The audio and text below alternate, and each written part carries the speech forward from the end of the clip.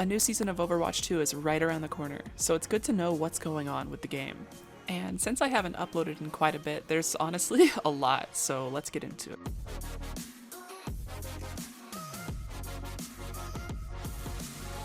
What is inarguably the new largest addition to Overwatch 2 is Stadium. This game mode was mentioned in my last video, but I hadn't played a lot of it yet. I have a lot more to say about it now. It's been super chaotic and fun and very fresh for Overwatch.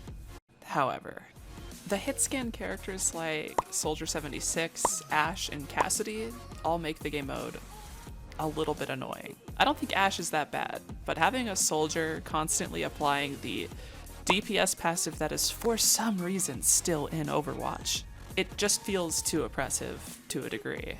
So, long story short, I mostly only end up enjoying the games without a soldier in them, which I won't lie is a pretty big negative for the game mode. It's definitely not a replacement for core Overwatch, nor was it meant to be, and I'm not gonna say that it was.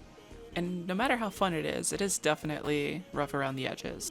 But I don't speak for every player. You might be the person who enjoys Soldier on this game, and might be why you load up a Stadium match, so this is just my opinion.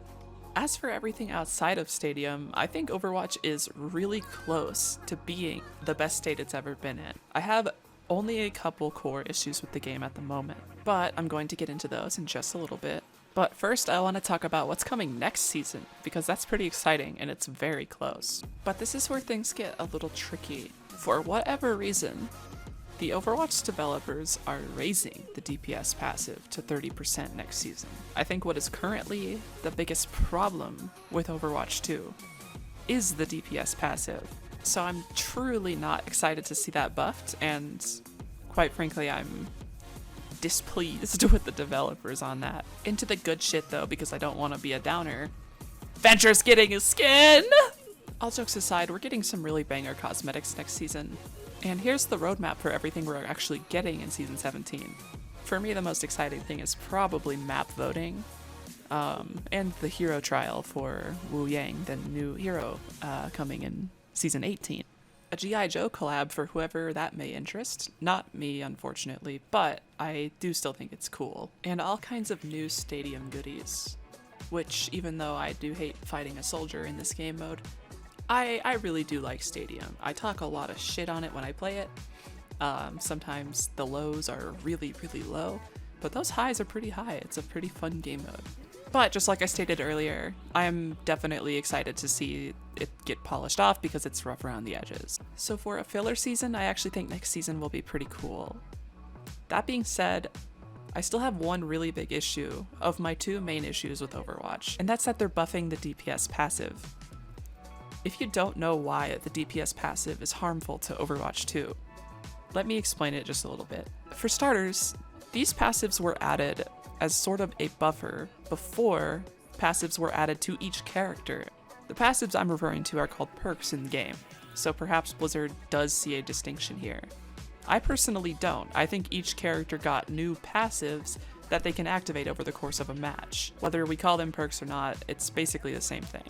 On top of every hero in the DPS role getting a new way to do damage over the course of the match, they also have the DPS passive, which in my opinion is too oppressive. It makes healing not feel efficient enough, and it makes staying up feel impossible. It overall just doesn't belong in Overwatch 2, at least in my opinion. Anyway, it's my belief that that is the only major problem with Overwatch.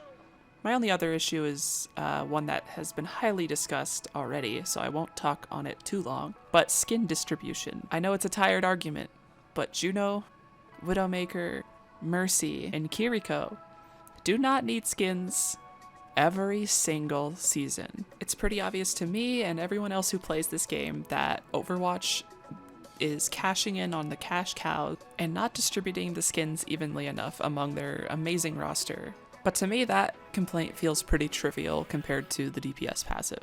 I think Overwatch is a very enjoyable experience right now, if you can ignore what the DPS passive is.